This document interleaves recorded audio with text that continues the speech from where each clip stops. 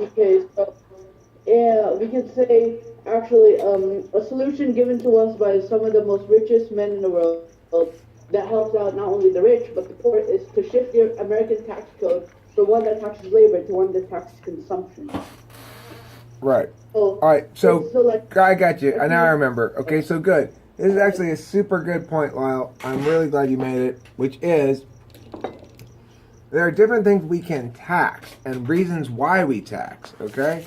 So if we tax like a toll road, presumably that tax is there to pay for the cost of building the road.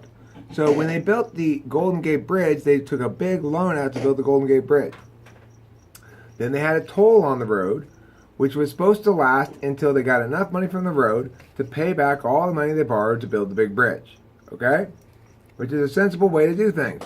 Very sensible. Except, what happened when they paid back all the money they borrowed to build the bridge? It's free to drive across that bridge now, right? no No. They did not take the toll away. They just kept the toll there and just spend it on whatever now, or just keep it in their pockets or whatever. So that's fine. As a tax, at least it's on use. You use it, so you pay for it. We need this bridge together. We borrowed a bunch of money to buy the bridge. But we don't want everybody to have to pay for the bridge. If you don't use the bridge, you shouldn't have to pay for it. So let's make the tax both finite, sunsetting, which is to say it's going to pay for our debt and then it's going to end, and let's make it paid by the people who benefit from it, those who use it. Now, is that how education does? Do we have a toll school? We should have toll schools, really, because everybody pays taxes, but not everybody has a kid in school. So, could we pay for schools with toll schools? Well, what that would be functionally would be like you're gonna every day you show up to class and you give your public school teacher, like $20, and then you go, well, let's see if we can get some more kids in this class. That's too expensive. I don't want to pay $20 a day for my school kids' education. I don't want to pay 10. And then you get a bigger class, and you're like, well, the education's not as good. I think maybe I'll pay a little bit more so the teacher will have fewer kids. But my kid will get a better education, I'll have to pay a little bit more. Like that, right? Could you imagine school like that? no. Why not? It is sort of now, Huh? but Okay, the other kind of taxes are this, though. I'm sorry, let me finish now that I'm back on track. Taxes. The other kind of taxes, if you think about it, any tax is a disincentive to use it. We could go across the bridge, or we could go around the long way. If we go across the bridge, it costs $2. If we go around the long way, it's free. Should we go across the bridge? Well, it's only $2. Let's go across the bridge. So that's also, you might say, a tax on convenience. Not just on use, but on convenience. You're saying if you want to go the more convenient way, you have to pay for it. And if you have a tax that's on income, though, it is a disincentive to doing what? Working. you have it's yeah okay. What is a tax? A progressive tax, a tax that taxes rich people more than poor people, and increasingly so the more money you make. What that primarily incentivizes is an additional class of people who are fundamentally parasitic because they're useless. Which is to say, tax preparers, lawyers, IRS people, law making nonsense. Here's the deal. If you are going to try to collect taxes by using the law, right? By using the law, then that means your rules for how to collect taxes are codified. Now, if you have a flat tax that says everybody pays this amount percent, then it's easy. Not much to it. If you have a progressive tax, you have to say this. Well, if you're poor, if you make under $20,000 a year, you don't have to pay any taxes. But if you make $25,000, you have to pay this much taxes. $30,000, you have to pay a little bit more. 35, like that, right? And then the person he makes $30,000 a year, but he's like, but wait, I make $30,000 a year, and I have 4 kids and a wife, and none of them work and make any money. Bob here, he makes $30,000 a year, and he's by himself, and he has all the money for himself. But he's a lot richer in functionally than I am. So then what do they have to do? Well, gosh, then that's not fair. So let's make it another exception. Let's say, well, if you have kids and a wife that you're taking care of and you're paying for them, then that should count. That should count against you. So now it's like you're making even less than that. Okay, we're gonna count it as though you were making only 20,000 because you have these additional burdens. That means your income doesn't go as far. So we're gonna pretend instead of you making 30, now you're making 20. Now you don't get taxed at all. There, you're welcome. No taxes for you. Well, thank you. You're not stealing any of my money. Great, appreciate it. Okay, now. Then Bob says, but, okay, fine. He's got those kids. I make $30,000, but I'm a business owner. Yeah, I had $30,000 in so-called profit, but you need to remember that I have a lot of expenses that mean that's not really profit. It's revenue. The real end profit means minus all my overhead, all my labor expenses, all my insurance, all my things like that. And then the government's like, well, he's right. He didn't make actually $30,000, did he? I mean, he has all those expenses. And then the other guy with the family is like, well, I had expenses too. I had to take my kids to the movies. And the government's like, well, those are different. Okay, that movie thing, that doesn't count. Okay, but this other thing here, that does count. And then it goes insane. Why does it go insane when you start to have a progressive tax?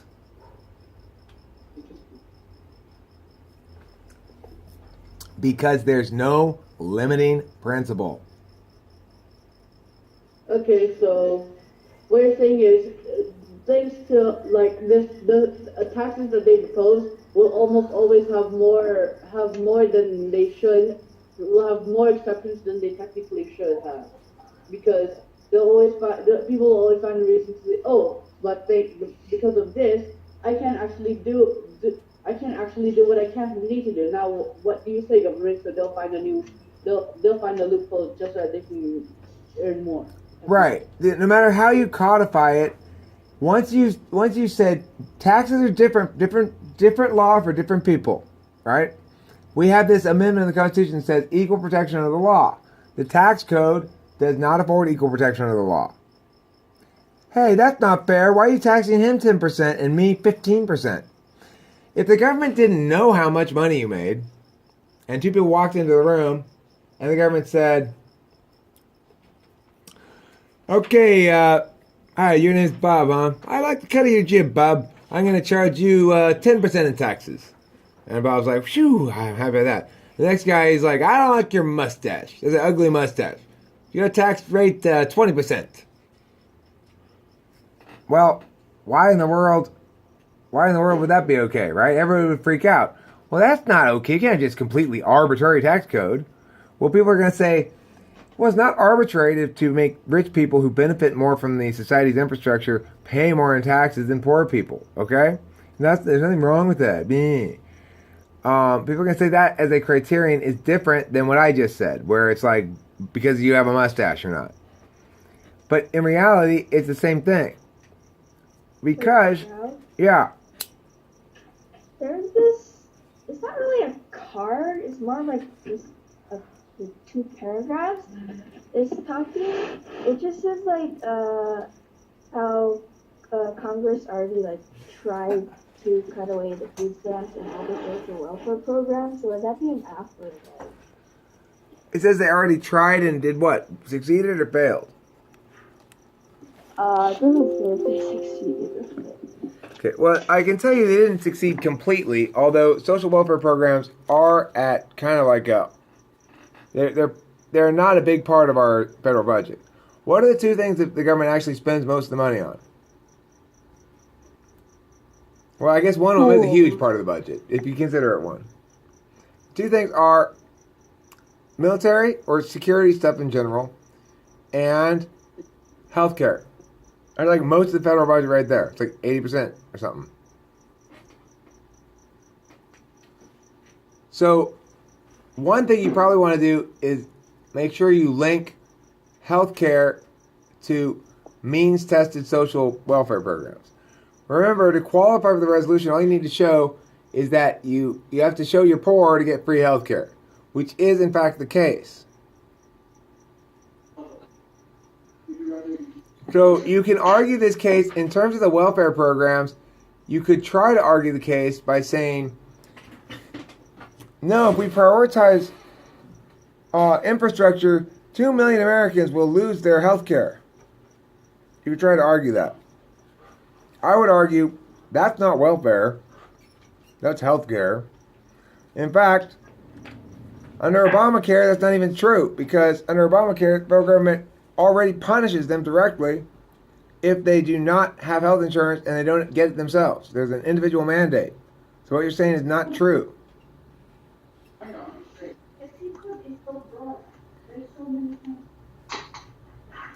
Strauss, what's public infrastructure? Roads, buildings, libraries, tunnels, bridges, stuff like that. Big stuff you can touch.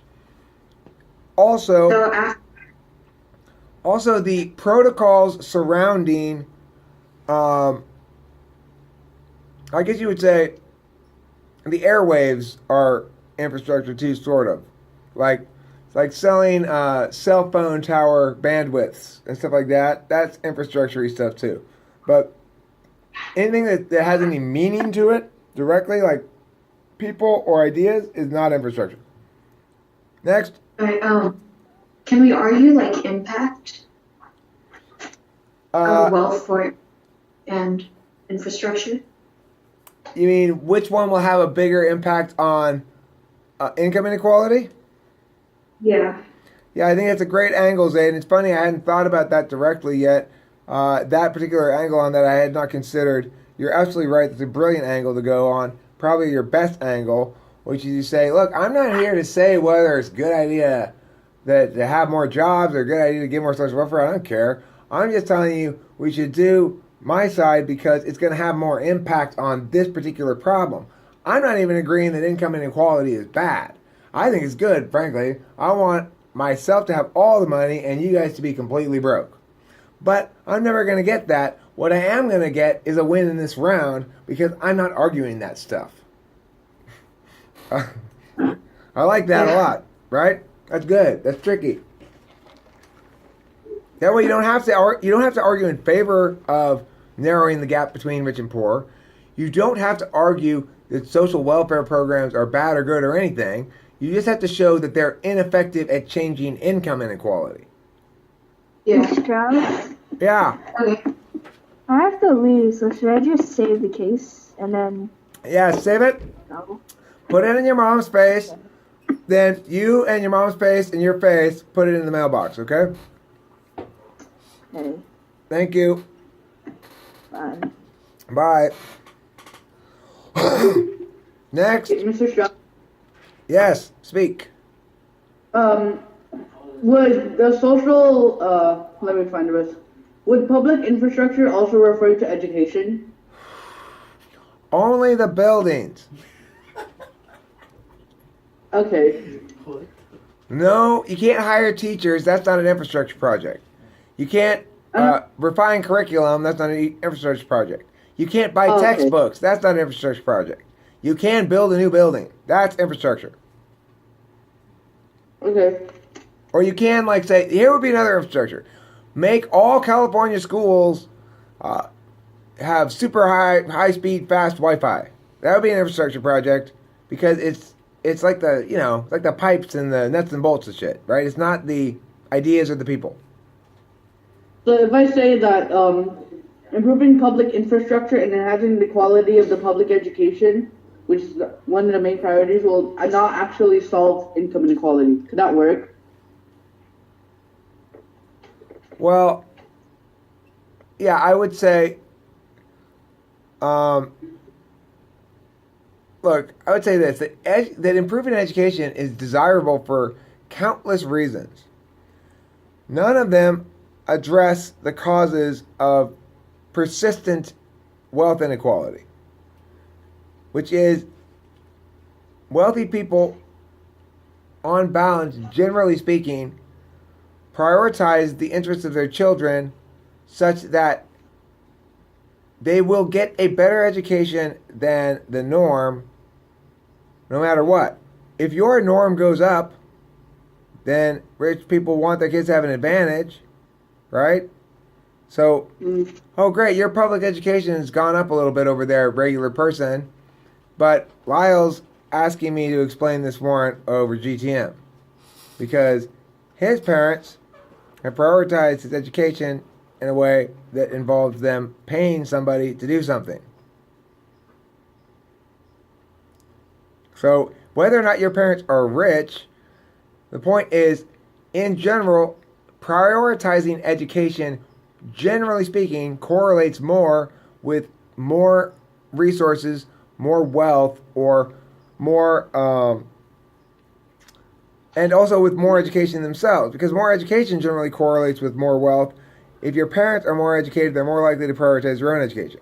So whether this applies to any individual person, the law of large numbers tells us that on balance, in general, people who have more wealth, more resources, are probably more educated, are probably going to prioritize their kids' education more, and are probably going to expend some of those resources to make sure the status quo is perpetuated no matter how much we improve the public schools. Because no matter how much we improve the public schools, those now better educated poor people will still be less well educated and less well qualified to do things than their more wealthy peers. Yeah.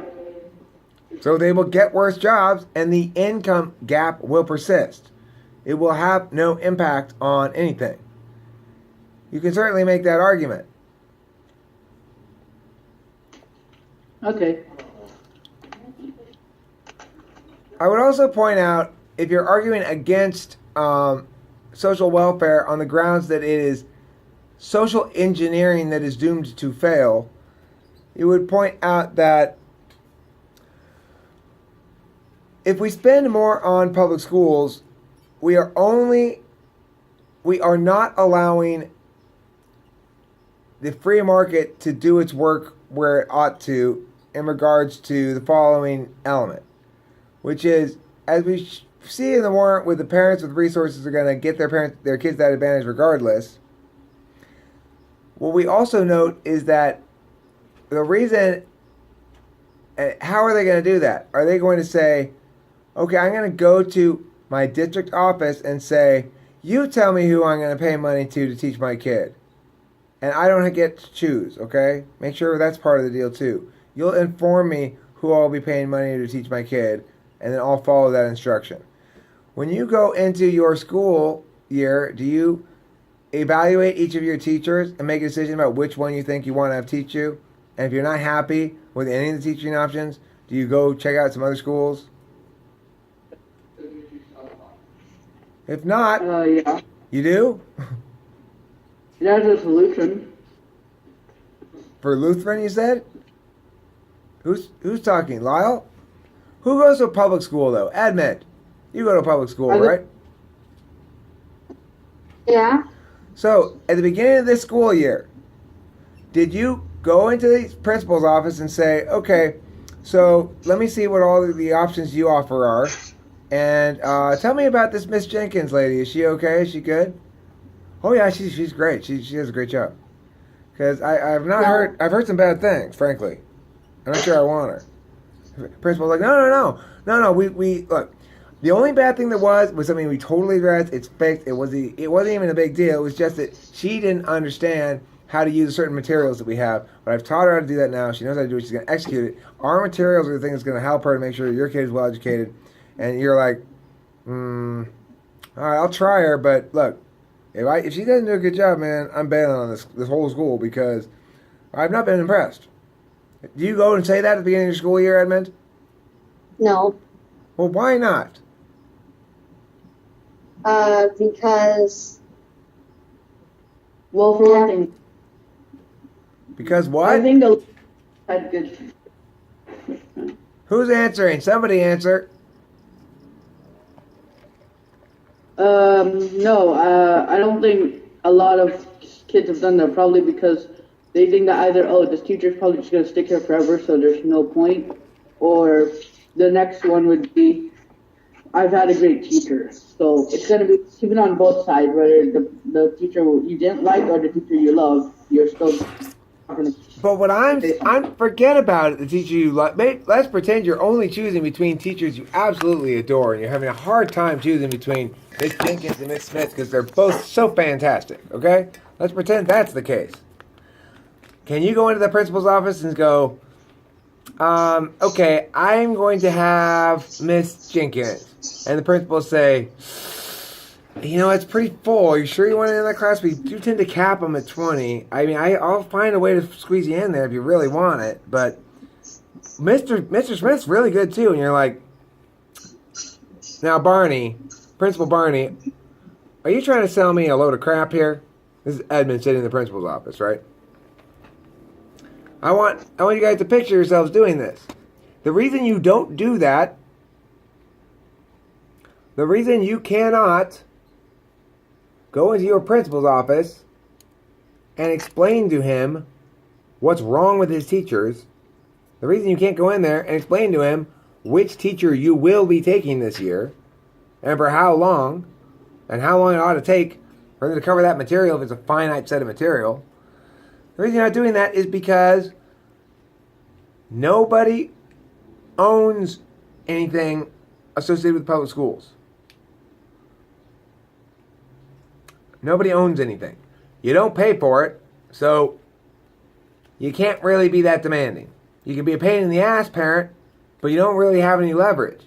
Because if you pull your kid from the school, you're legally required to put them in a different school that's in the same system, or pay for school. And if you do pull your kid out of a public school, that doesn't hurt the public school at all. Oh, good, that problem parent has left. I was tired of dealing with that mom complaining about how shitty our teachers are. We're trying to be shitty in peace over here, guys. You're not supposed to complain about it. Wait, aren't we technically paying for the public schools considering that they're funded by taxes? Yes, but you're paying for it whether you use it or not. And you're paying for it whether you like it or not. And you pay for it whether you say, I reject this broken product you've given me. I want a refund. You can say that all you want. You're not going to get a refund. So that's why I say you're not really buying it. You're having your money stolen and given this crap in exchange for it. Okay, that's what's happening. You don't have any choice to say, like, I want to return this. You stole my money, you bought me this crap, and you handed it to me. I'd like to return it, please, and get a refund. No, because I stole your crap and I kept some of the money, and then you get this stuff instead. That's how it works. I'm the government. But I don't want this stuff. Well, then you get nothing. You get this stuff or nothing. What do you want? I guess I'll have this stuff. That's how it works. Of course they're incompetent. Nobody owns responsibility for anything. Nobody's paying for it. They're getting paid regardless of whether or not they do a good job, right? Teachers, does a teacher... Do all your teachers use your time wisely? I know I don't always use your time wisely. Don't get me wrong. I acknowledge my own failures in this regard. But at least I'm not assigning you, like, draw a picture of a duck and write the word Canada on it and turn it in. Well, that would be funny though, right? That'd be a funny joke. To go into public schools, get a job as a public school teacher, and just assign a bunch of shit like that. Whatever your assigned, make it vaguely associated to the thing, but make the assignment involve pictures of things, and like, oh, we're doing math right now. Yeah, they have to draw pictures of ducks, and then they have to put numbers next to them. I mean, teachers decide stuff like that. Go ahead, Lyle. So, can we use this as like an example of why the solution that our opponents have deal with making people pay for things that they will not use. However, the solution that our side shows, the better one, shows that we pay based on what we use, not on what everyone else uses, because you're not everyone else. Right. Like So once they open up the social justice thing, I mean, look, you have to argue on a matter of principle of whether you should. Look, the reason the app has a big advantage on this issue is any libertarian, anybody will agree one of the totally legitimate jobs of government is to deal with the roads. The roads, the tunnels, the bridges, stuff like that. That's their job, it's their responsibility, and it's their jurisdiction. That they should be doing that stuff. They should be spending money on exactly that. Because one of the reasons why I am so offended by the toll roads in Southern California, because they take an insane amount of taxes from us, and they say, okay, we have to take all this money from you, but it's so we can do our job. And then they do their job and go, we just had to do our job. You need to pay us for it. It's worse than that. We need to do our job. We just did our job. Now we can exploit that fact to make you pay again for the job we already did. That's why you take our tax dollars. Why we have a toll road too. And they justify it. They justify it with this insane bullshit that it helps traffic by having diamond lanes, or it helps the environment or something, right? The reality is it makes the freeways less efficient as getting cars places. You have to cut a lane out to make a diamond lane, or for same with the toll roads. If only people who are willing to pay extra can drive on some of the lanes, then the rest of the lanes are even more impacted. So all it functionally is a tax on everybody who wants to go somewhere in a reasonable amount of time. An extra tax for the thing we already were taxed for, that they got the tax for to do in the first place. It's insane. So anyway, they should spend money on public works, stuff like that, but they sure as hell shouldn't be building toll roads. They should be building free roads for people who've already paid for them. Anyway, yeah, so that's the argument you have. It's their legitimate thing that they do. So yeah, they should do that instead of the thing that is necessarily bad, which is to try to compel from a centrally organized system of governance a social order that the natural world does not support.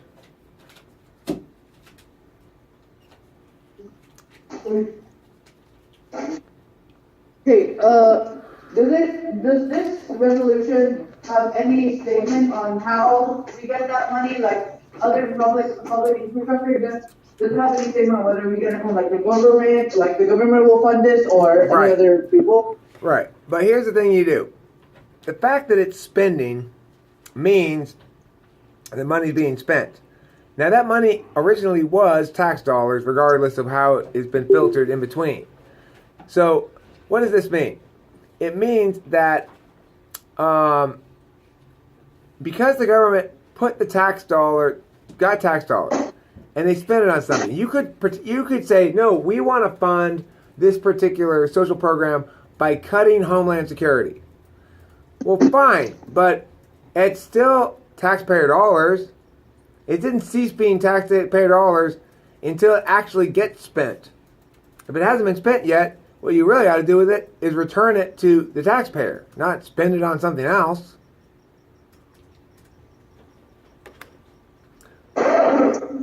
So, to me, you are skipping an extra step in there that has to be argued before you can justify this as a funding mechanism. You keep trying to fund this without spending any taxpayer dollars. You're not going to be able to do it. If you're negating by saying spending in general is bad, that's one reason. Never run that alone. You have to say, if we must be spending, then yes, we should prioritize whichever side you are. Well, on the next side it would be welfare. But if you are negating, definitely you want to do that multiple level thing I talked about, right? So you're going to say, yeah, we're negating because spending in general is bad. Yeah, we're negating because spending on roads is particularly bad for some reason. And number three, and for the number three one, you're going to say, we're negating because according to their own logic, if we are to prioritize social justice at all, we must do so with welfare, because otherwise we are simply we're making the poor people dependent on working hard to get back their stolen money, which is you shouldn't have to do a job for your thief for him to give you back your money, right? Oh, I stole $1,000 from you. Well, give it back to me. Well, I will as soon as you do $1,000 worth of work for me. No, that's not how this works. You see, you're a thief, so you used aggression, so you forfeited your rights. As a consequence, you need to give me $1,000 back and go to jail, and I'm not going to do any work for you to get it back. You want to position it as that when you are on the neg side arguing the welfare, and position it as reparations. Next. Strauss, I have to leave now. Okay. I have my ass case done. All right, great. I'm sorry we didn't get to argue them out, but I'm hearing good questions. We're making good progress in terms of the argumentation. I hope everybody's understanding, listening, and hearing and understanding everything. So I'm making a lot of good arguments you're going to make in rounds right now. Okay? Next. Yeah. Lyle Trevor Zaid. You want Okay, I have this card. It's by FE 2014. The tag is that 3 potential infrastructure packages would yield from 18 billion to 250 billion annually for infrastructure investment. read it again? FE 2014 tag. 3 potential infrastructure packages would yield from $18 billion to $250 billion annually for infrastructure investment. Scenario 1 cancels and it shows the three main scenarios that we're gonna have, and all 3 scenarios will produce billions of dollars. Billions of dollars in what? Billions of dollars in revenue as a result. Revenue to whom? It doesn't actually state. That's the problem. It probably means billions of dollars in economic benefit, including money paid out to the people who work to build the infrastructure stuff. Okay? So basically it's saying, here's how much we're going to spend on it. And we're going to count that instead of spending, we're going to count that as stimulus to the economy. Which it is. It is stimulus to the economy.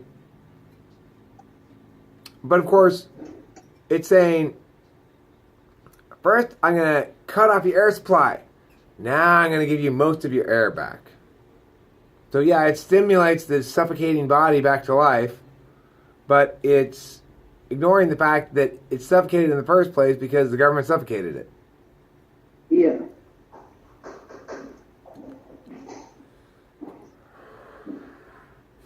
Next. Got it. Anybody? Are we ready to read a whole case now and have me then do cross and try to cross you and try to crush your... Thus far I've been arguing entirely in favor of my anti-government stuff. Now I'm turning the tables. I'm going to be arguing in favor of the other side and defeating you with your anti